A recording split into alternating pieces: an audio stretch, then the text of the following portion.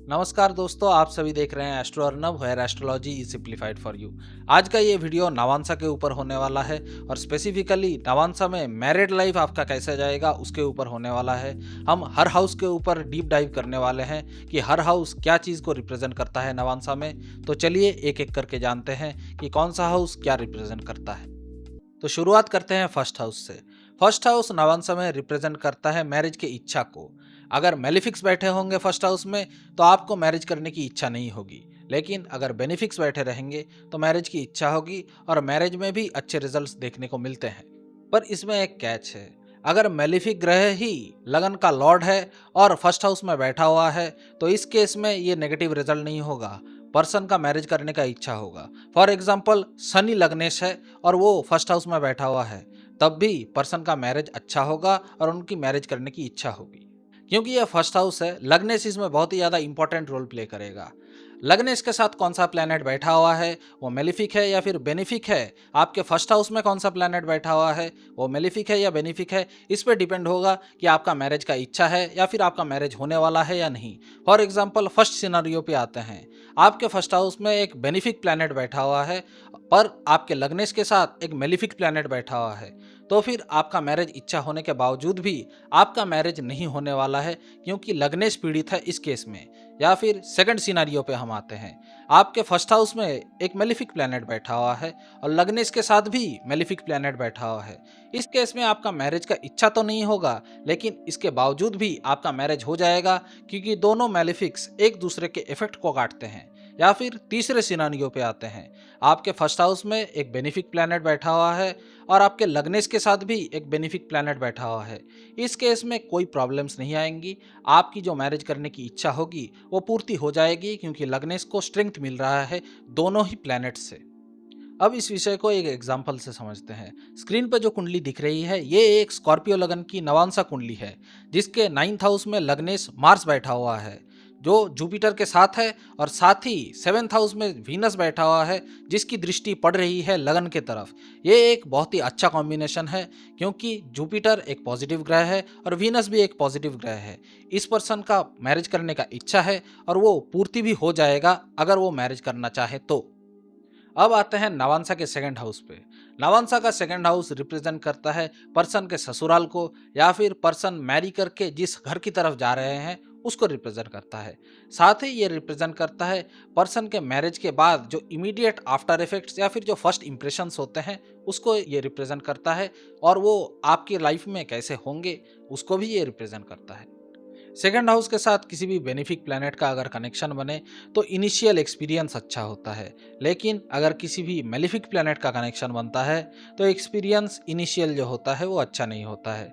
साथ ही second house Lord के साथ 11th हाउस लॉर्ड का अगर कोई कनेक्शन बनता है या फिर वो दोनों एक ही हाउस में बैठे हुए होते हैं तो चांसेस होते हैं कि ऐसे पर्सन के मल्टीपल मैरिजेस हो सकते हैं। अब इस विषय को एक एग्जाम्पल से समझते हैं। स्क्रीन पे जो कुंडली आपको दिख रही है ये एक सैजिटेरियस लगन की कुंडली है, जिसके सेकंड हाउस में जुपिटर बैठा हुआ है और फोर्थ हाउस में सैटर्न बैठा हुआ है। फोर्थ हाउस पाइसिस है और सेकंड हाउस कैप्रिकॉर्न है। जुपिटर और सैटर्न दोनों परिवर्तन योग में हैं। इसके कारण इस पर्सन का इनिशियल जो मैरिज का एक्सपीरियंस है वो बहुत ही ज़्यादा बेहतर गया है, क्योंकि परिवर्तन योग है। अब आते हैं नवांसा के थर्ड हाउस पर।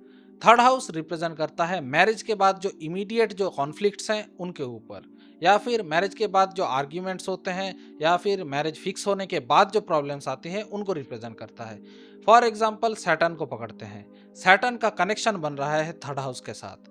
इस केस में सैटर्न मैरिज फिक्स होने के बाद डिले डालेगा मैरिज होने में। या फिर मार्स का कनेक्शन बन रहा है थर्ड हाउस के साथ, तो मैरिज फिक्स होने के बाद पर्सन में प्रॉब्लम्स आ सकती हैं आर्ग्यूमेंट्स द्वारा। इनमें राहु और केतु का भी एलिमेंट आएगा, क्योंकि इन हाउसेस में राहु और केतु भी एफ्लिक्ट करेगा अपने एलिमेंट्स के द्वारा। थर्ड हाउस से पर्सन का ससुर जी को भी देखा जाता है। अगर मेलिफिक प्लेनेट बैठा हुआ होता है तो मैरिज के बाद ससुर जी प्रॉब्लम डालते हैं, अगर बेनिफिक होते हैं तो प्रॉब्लम्स नहीं आती हैं। अब इस विषय को एक एग्जाम्पल से समझते हैं। स्क्रीन पे जो कुंडली आपको दिख रही है ये एक जेमिनाई लगन की कुंडली है, जिसके थर्ड हाउस में केतु बैठा हुआ है और फिफ्थ हाउस में डेबिलिटेटेड होकर सन बैठा हुआ है सैटर्न के साथ जो एग्जॉल्टेड है। इस पर्सन का मैरिज फिक्स हुआ था लेकिन वो टूट भी गया था, लेकिन 2 साल बाद इंसिडेंटली इस पर्सन के साथ ही इस व्यक्ति का मैरिज हो गया। अब आते हैं नवांसा के फोर्थ हाउस पे। ये हाउस बहुत ही ज़्यादा इंपॉर्टेंट होता है नवांसा के कॉन्टेक्स्ट में, क्योंकि इस हाउस से देखा जाता है मैरिज लाइफ का सुख कैसा है। इस हाउस में अगर कोई मेलिफिक प्लैनेट बैठ जाता है या फिर किसी मेलिफिक प्लैनेट की दृष्टि पड़ जाती है तो पर्सन के मैरिड लाइफ में सुख नहीं होता है, सुख की कमी हो जाती है। लेकिन अगर लग्नेशी कोई मेलिफिक प्लैनेट होता है या फिर फोर्थ लॉर्ड कोई मेलिफिक प्लैनेट होता है या उनकी दृष्टि या वो बैठ जाते हैं तो ये प्रॉब्लम्स नहीं डालता है, मैरिड लाइफ में सुख होने में प्रॉब्लम्स नहीं आती हैं। अब हम इस विषय को एक एग्जाम्पल से समझते हैं। स्क्रीन पे जो कुंडली आपको दिख रही है ये एक टॉरस लगन की कुंडली है, जिसके फर्स्ट हाउस में मार्स और मरकरी बैठे हुए हैं और सेवेंथ हाउस में सन बैठा हुआ है। इनका पार्टनर बहुत ही ज़्यादा डोमिनेटिंग नेचर का है। लेकिन आपका सवाल है कि फोर्थ हाउस तो इनका खाली है।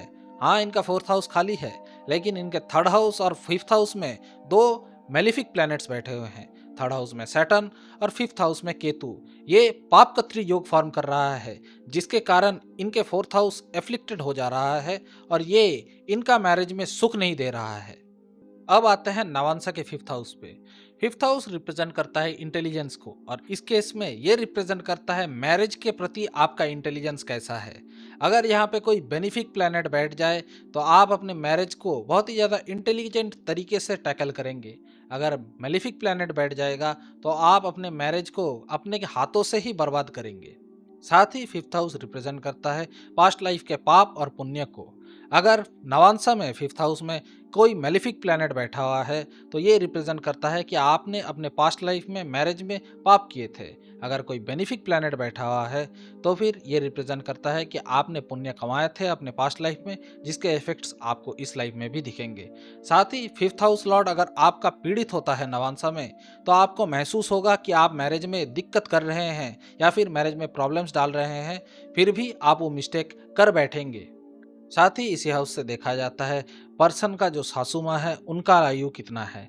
अगर मेलिफिक प्लैनेट बैठे हुए हैं तो उनका आयु कम होगा, अगर बेनिफिक प्लैनेट बैठा हुआ है तो उनका आयु बड़ा होगा।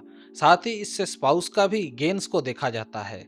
सेम चीज़ अप्लाई होगा, अगर मेलिफिक्स है तो कम है, अगर बेनिफिक्स है तो ज़्यादा है। अब इस विषय को एक एग्जाम्पल से समझते हैं। स्क्रीन पे जो कुंडली आप देख पा रहे होंगे ये एक कैंसर लगन की कुंडली है, जिसका fifth Lord Mars second house में बैठा हुआ है और साथ ही ये पीड़ित हो रहा है ट्वेल्थ हाउस में बैठा हुआ सैटर्न से, और इनके फिफ्थ हाउस को भी पीड़ित कर रहा है राहु। इनके मैरिज में प्रॉब्लम्स हैं क्योंकि इन्होंने पास्ट लाइफ में अच्छे काम नहीं किए थे। साथ ही इनका फिफ्थ लॉर्ड पीड़ित है तो इन्होंने अपने मैरिज में भी बहुत सारे मिस्टेक किए हैं। अब आते हैं नवांसा के सिक्स्थ हाउस पर। यह हाउस रिप्रेजेंट करता है मैरिज के डिसिप्लिन को और स्पाउस के कष्ट को। सिमिलरली यहाँ पर अगर कोई मेलिफिक प्लैनेट बैठ जाता है तो मैरिज में डिसिप्लिन नहीं होता है और स्पाउस को कष्ट होता है, मैरिज में प्रॉब्लम्स आती हैं। लेकिन अगर बेनिफिक प्लैनेट होता है तो पर्सन बहुत ही ज़्यादा डिसिप्लिन होते हैं अपने मैरिज में और मैरिज भी खुशहाल होता है इनका। अगर सिक्स्थ हाउस लॉर्ड का कनेक्शन सेवेंथ हाउस के साथ बनता है या फिर सेवेंथ हाउस लॉर्ड का कनेक्शन सिक्स्थ हाउस के साथ बनता है तो पार्टनर का मैरिज में अच्छा एक्सपीरियंस नहीं होगा, वो दुखी रहेंगे और उनका बीमारी भी हो सकता है। अब इस विषय को एक एग्जाम्पल से समझते हैं। स्क्रीन पे जो कुंडली आपको दिख रही है ये एक लियो लगन की कुंडली है, जिसके थर्ड हाउस में वीनस और मार्स बैठा हुआ है, सिक्स्थ हाउस में मून बैठा हुआ है, टेंथ हाउस में केतु बैठा हुआ है और ट्वेल्थ हाउस में सैटर्न बैठा हुआ है। सिक्स्थ हाउस में मून तो एक बेनिफिक प्लैनेट है, लेकिन बाकी जो प्लैनेट्स है इनकी दृष्टि पड़ रही है वीनस को छोड़ के। ये सारी दृष्टियाँ गलत हैं और बेनिफिक दृष्टियाँ हैं, जिसके कारण सिक्स्थ हाउस से रिलेटेड जो जो प्रॉब्लम्स है यानी स्पाउस अनहैप्पी रहेंगे और उनका बीमारी होगा, ये सारे एक्सपीरियंसेस इस पर्सन का है। अब हम आते हैं नाबांसा के सेवन्थ हाउस पे। नाबांसा का जो सेवन्थ हाउस होता है वो आपके मैरिज कितना अच्छा है या फिर बुरा है उसको रिप्रेजेंट करता है। अगर सेवन्थ हाउस में मैलेफिक प्लैनेट बैठेंगे, अगर पीड़ित ग्रह बैठेंगे या फिर बहुत सारे ग्रह एक साथ बैठ जाएंगे तो इसका ये मतलब होगा कि आपके स्पाउस उतना अच्छा नहीं है और उसके कारण फ्यूचर में दिक्कतें आ सकती है। हाँ, पर सेवन्थ हाउस से हम मैरिज का सुख नहीं देखते। वो जैसे पहले बताया गया था कि मैरिज का सुख हम फोर्थ हाउस से देखते हैं। अब बहुत लोगों को ऐसा सवाल हो सकता है कि उनके 7th हाउस में राहु या फिर केतु बैठा हुआ है तो उनका क्या मैरिज लाइफ अच्छा नहीं होगा? पर ऐसा नहीं। अब बहुत लोगों को ऐसा सवाल हो सकता है कि उनके 7th हाउस में या तो राहु या फिर केतु अकेले होके बैठा हुआ है, तो क्या उनका मैरिज लाइफ अच्छा होगा या फिर नहीं होगा? उनको मैं बताना चाहूँगा कि उनका मैरिज लाइफ खराब नहीं होगा, उनको अच्छा स्पाउस मिलेगा, क्योंकि राहु या फिर केतु अगर 7th हाउस में बैठेंगे तो 7th हाउस का लॉर्डशिप ले लेंगे, जो कि अच्छी बात है। अब किसी भी पर्सन को सवाल हो सकता है कि उनके अगर 7th हाउस में राहु या केतु बैठा हुआ होता है तो इसका मतलब क्या उनका स्पाउस खराब होगा? पर ऐसा नहीं होता है। राहु या केतु अगर 7th हाउस में बैठेगा और अकेला बैठेगा तो 7th हाउस का लॉर्डशिप ले लेगा, जो कि पॉजिटिव बात होती है। मतलब केतु अगर 7th हाउस में बैठ रहा है तो केतु 7th हाउस का लॉर्ड ही अपने आप बन जाता है, जो एक पॉजिटिव चीज होती है। हाँ, राहु और केतु अपने तरीके से मैरिज को इफेक्ट तो करेगा, पर नेगेटिवली नहीं करेगा। जैसे अगर राहु 7th हाउस में बैठेगा तो इंटरकास्ट या इंटर रिलीजन मैरिज दे सकता है, और केतु अगर मैरिज में बैठेगा तो इसका ये मतलब होगा कि पार्टनर स्पिरिचुअल हो सकता है या फिर पार्टनर के साथ कुछ ना कुछ तरीके का डिटैचमेंट भी हो सकता है। अब मान के चलिए किसी भी पर्सन का मैरिज लाइफ उतना अच्छा नहीं है क्योंकि उनका 7th हाउस पीड़ित है, तो उनको 7 लॉर्ड को देखना पड़ेगा। अगर उनकी कुंडली में 7 लॉर्ड अच्छा होता है तो इसका मतलब ये होगा कि वो पर्सन अपने मैरिज लाइफ को सुधारने की कोशिश करेगा। और अगर 7th हाउस भी खराब है, उसके साथ 7 लॉर्ड भी खराब है, ऐसे पर्सन का डाइवोर्स हो जाने के चांसेस बहुत ही ज़्यादा हाई है।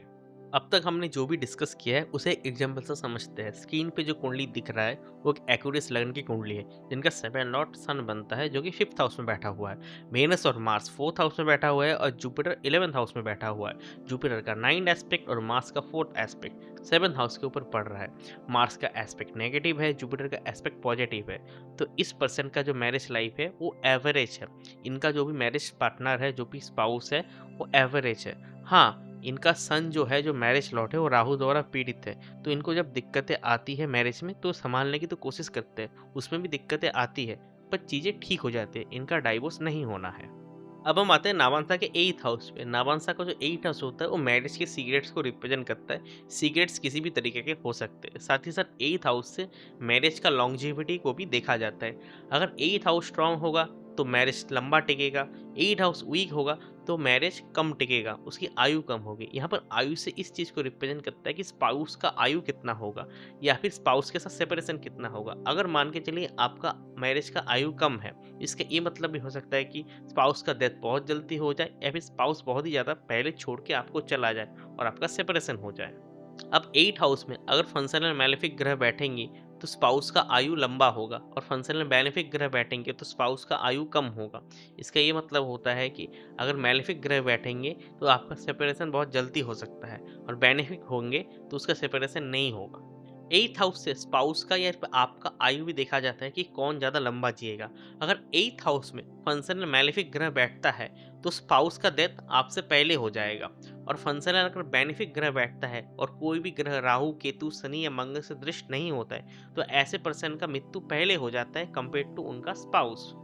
अगर 7th हाउस लॉर्ड के साथ 8th हाउस लॉर्ड बैठ जाए या फिर इन लोगों का कोई भी कनेक्शन बन जाए कुंडली में, नावांसा में, तो इन लोगों का एक्स्ट्रा मैरिटल अफेयर भी हो सकता है। अब हम इसे एक एग्जांपल से समझते हैं। स्क्रीन पे जो आप कुंडली देख पा रहे हैं वो पाइसेस लगन की कुंडली है, जिनका 7th हाउस लॉर्ड मरकरी है, 8th हाउस लॉर्ड वेनस है और 11th हाउस में सैटर्न बैठा हुआ है। मरकरी और वेनस 8th हाउस में बैठे हुए हैं, दोनों कुंडली के शत्रु है, तो इनका ये मतलब होता है कि इनका जो भी स्पाउस था उनका डेथ बहुत ही पहले हो चुका था। पर हाँ, इनका 7th और 8th हाउस लॉर्ड का क्योंकि कॉम्बिनेशन बना हुआ है, ये पर्सन जो था उन्होंने बहुत सारे एक्स्ट्रा मैरिटल अफेयर्स भी किए। अब हम आते हैं नाबांसा के 9th हाउस पे। नाबांसा का जो 9th हाउस होता है वो मैरिज का भाग्य रिप्रेजेंट करता है। इस हाउस से ये देखा जाता है कि मैरिज के बाद आपकी तरक्की कितनी ज़्यादा होगी, स्पाउस के थ्रू कितनी ज़्यादा तरक्की होगी या फिर अपने तरीके से भी किस तरीके से तरक्की होगी। साथ ही साथ इस हाउस में अगर बेनिफिक ग्रह बैठ जाते हैं या फिर इनका जो स्वामी होता है वो 1, 5 या 9 हाउसेस में बैठते हैं, वो बहुत ही ज़्यादा अच्छा माना जाता है। अगर 9th हाउस में मैलेफिक ग्रह बैठ जाते हैं तो मैरिज के बाद कुछ ना कुछ दुर्भाग्य लाता है, कुछ ना कुछ दिक्कतें होती है, पर हाँ, उन चीज़ों को संभाला जा सकता है अगर कुंडली में जुपिटर अच्छा होता है और 9th लॉर्ड अच्छा होता है तो। 9th हाउस स्पिरिचुअल अपलिफ्टमेंट का भी होता है। अगर 9th हाउस अच्छा होता है तो आप अपने धर्म को अच्छे से मानेंगे और उसको स्प्रेड भी करेंगे। अगर 9th हाउस का संबंध किसी भी तरीके से 8th हाउस के साथ हो जाता है तो आप अपने धर्म को उस तरीके से नहीं मान पाएंगे। अब हम इसे एक नामांसा के एग्जाम्पल से समझते हैं। स्क्रीन पे जो आप कुंडली देख पा रहे हैं वो एक सजिटेरियस लगन की कुंडली है, जिनका जो 9th लॉर्ड सन है वो लगन में बैठा हुआ है, जो एक पॉजिटिव चीज़ है। साथ ही साथ केतु भी इनके 9th हाउस में बैठा हुआ है। केतु यहाँ पर नेगेटिव इफेक्ट नहीं देगा, क्योंकि केतु 9th हाउस का कारक है। तो ये पर्सन बहुत ही ज़्यादा स्पिरिचुअल पर्सन है, साथ ही साथ बहुत ही ज़्यादा भाग्यवान पर्सन भी है। अब हम आते हैं नामांसा के 10th हाउस पे। नामांसा के 10th हाउस से हम मैरिज के कर्मों को देखते हैं। जिनका 10th हाउस जितना ज़्यादा स्ट्रांग होगा, उनके मैरिज में उतना ज़्यादा रिस्पॉन्सिबिलिटी होगा, उनको उतना ज़्यादा कर्म करना पड़ेगा अपने स्पाउस के लिए। अगर 10th हाउस में मैलेफिक ग्रह जैसे मार्स, राहु या शनि जैसे ग्रह बैठ जाते हैं, तो उनका कर्म बहुत ही ज़्यादा एक्सट्रीम हो जाता है। यहाँ पर अगर बेनिफिक ग्रह बैठेंगे और 4th हाउस खाली होगा, तो इन लोगों को उतना ज़्यादा कर्म नहीं करना पड़ेगा अपने मैरिज में। और 4th हाउस जैसे हमने पहले भी डिस्कस किया था, वो मैरिज का सुख होता है। ये दोनों इंटरडिपेंडेंट होता है। कोई भी ग्रह अगर 10th हाउस में बैठ रहा है और वो मैलेफिक हो रहा है, वो अपने 7 एस्पेक्ट से 4th हाउस को देखेगा, जो मैरिज के सुख को हानि करेगा।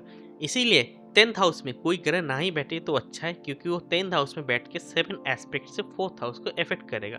10th हाउस से सासू माँ को भी देखा जाता है। अगर 10th हाउस में बहुत ही ज़्यादा मैलेफिक ग्रह होते हैं, तो सासू माँ मैरिज में दिक्कतें ला सकता है।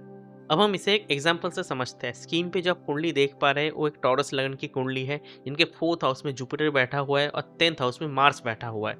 मार्स 10th हाउस में बैठने के कारण इनको बहुत ही ज़्यादा रेस्पॉन्सिबिलिटी निभाना पड़ रहा है मैरिज में, सांसारिक जीवन में, पर वो उनको निभा पाता है, क्योंकि जुपिटर का शुभ दृष्टि मार्स के ऊपर पड़ रहा है। अब हम आते हैं नाबांसा के 11th हाउस पे। नाबांसा का जो 11th हाउस होता है, वो गेन्स को रिप्रेजेंट करता है। ये गेन्स मैरिज के थ्रू मिलता है। अगर 2nd हाउस का लॉर्ड 11th हाउस में बैठ जाता है, ये पॉजिटिव होता है। ऐसे पर्सन्स को मैरिज के बाद संपत्ति मिलती है अपने ससुराल से। पर अगर 4th हाउस का लॉर्ड 11th में बैठ जाए, ये थोड़ा नेगेटिव होता है। ऐसे पर्सन का डिजायर होता है कि इनका सांसारिक जीवन सुखी हो, जो कि हो नहीं पाता है। जब 6th हाउस का लॉर्ड 11th में बैठता है, ये भी थोड़ा नेगेटिव होता है। ये डिस्प्यूट्स लाता है मैरिज लाइफ में, क्योंकि 6th हाउस डिस्प्यूट्स को रिप्रेजेंट करता है। 11 लॉर्ड जो होता है, वो भी एक इंपॉर्टेंट रोल प्ले करता है। 11 लॉर्ड जहाँ पर भी जाएगा, वहाँ से आपका डिजायर बढ़ा देगा मैरिज के बाद। अगर 11 लॉर्ड 2nd हाउस में चला जाता है, तो ऐसे पर्सन को पैसे का इच्छा होता है अपने ससुराल से। अगर 11 लॉर्ड 3rd हाउस में चला जाता है, तो ऐसे पर्सन मैरिज के बाद बहुत ही ज़्यादा करेजियस बन जाते हैं। अगर स्पाउस के कॉन्टेक्स्ट में देखें, तो 11th हाउस जो होता है, वो स्पाउस के बुद्धि को रिप्रेजेंट करता है। 11th हाउस में अगर फास्ट मूविंग ग्रह जैसे मरकरी या मून बैठता है, या फिर जो पॉजिटिव ग्रह रहते हैं जैसे जुपिटर बैठता है, तो ये पॉजिटिव होता है। इस स्पाउस को बहुत ही ज़्यादा बुद्धिमान बनाता है। और वहाँ पर अगर मैलेफिक ग्रह या फिर पापी ग्रह बैठ जाते हैं, वो नेगेटिव रिजल्ट देता है और स्पाउस का बुद्धि भ्रष्ट हो जाता है। अब हम इसे एक एग्जाम्पल से समझते हैं। स्क्रीन पे जो आप कुंडली देख पा रहे हैं, एक पाइसेस लगन की कुंडली है, जिनके 3rd हाउस में जुपिटर बैठा हुआ है और जिनके 11th हाउस में शनि और केतु बैठा हुआ है। जब इनका मैरिज हुआ, इनका अपने ससुराल के साथ बिल्कुल भी बन नहीं रहा था, पर जुपिटर जो एक पॉजिटिव ग्रह है और जो ससुर जी को रिप्रेजेंट करते हैं, उनका दृष्टि 11th हाउस के ऊपर पड़ रहा था, जिनके कारण इनका मैरिज बच गया। अब हम आते हैं नाबांसा के आखिरी हाउस 12th हाउस पे। 12th हाउस जो होता है नाबांसा का, वो आपके कुंडली के एक्स्ट्रा मैरिटल अफेयर्स को रिप्रेजेंट करता है, साथ ही साथ मैरिज के खर्चे को भी रिप्रेजेंट करता है। अगर कुंडली में 5th हाउस लॉर्ड और 12th हाउस लॉर्ड एक साथ बैठ जाता है, तो ये एक्स्ट्रा मैरिटल अफेयर भी दे सकता है। ये कोई गुप्त शत्रु भी दे सकता है मैरिज में। अगर 11th house Lord 12th house में चला जाता है, तो ये लॉसेस को रिप्रेजेंट करता है। ऐसे पर्सन का मैरिज में इच्छा पूर्ति तो बहुत ज़्यादा होगा, पर इनका इच्छा पूर्ति कभी फुलफिल नहीं हो पाएगा जब तक ये अपना डिजायर को ख़त्म नहीं करता है। 12th हाउस में मैलेफिक ग्रह केतु अच्छा रिजल्ट देता है, पर 12th हाउस में सन, मार्स, राहु और शनि अच्छा रिजल्ट नहीं देता है। ये अगर एक साथ बैठ जाते हैं, तो बहुत ही ज़्यादा दिक्कतें आती हैं। अब हम इसे एक एग्जाम्पल से समझते हैं। स्क्रीन पे जो आप कुंडली देख पा रहे हैं, एक एरिस लगन की कुंडली है, जिनका 5th लॉर्ड और 7th लॉर्ड एक ही साथ 12th हाउस में बैठा हुआ है। 12th हाउस का लॉर्ड भी 12th हाउस में बैठा हुआ है। इन पर्सन का मैरिज लाइफ नहीं है, इनका डाइवोर्स हो गया है, साथ ही साथ एक एक्स्ट्रा मैरिटल अफेयर में भी है। तो आज के वीडियो में इतना ही। उम्मीद करता हूँ कि आप लोगों को हमारा वीडियो पसंद आया होगा। वीडियो से रिलेटेड कोई भी डाउट है या फिर सेशन है, आप नीचे कमेंट सेक्शन में पूछ सकते हैं। अगर हमारा वीडियो पसंद आता है, इस वीडियो को लाइक और शेयर कीजिए। अगर आपको इस जैसा कंटेंट पसंद आता है, तो हमारे चैनल को सब्सक्राइब कीजिए और उस बेल आइकन को दबा दीजिए। स्क्रीन पे दिख रहा ये वीडियो नीच के शनि और शनि के नीच भंग के बारे में बताएगा। साथ ही ये वीडियो बताएगा कि किसी भी पर्सन का किसी भी तरीके का अंतर्दशा किस तरीके से जाएगा। अगले वीडियो में फिर मिलता है। धन्यवाद।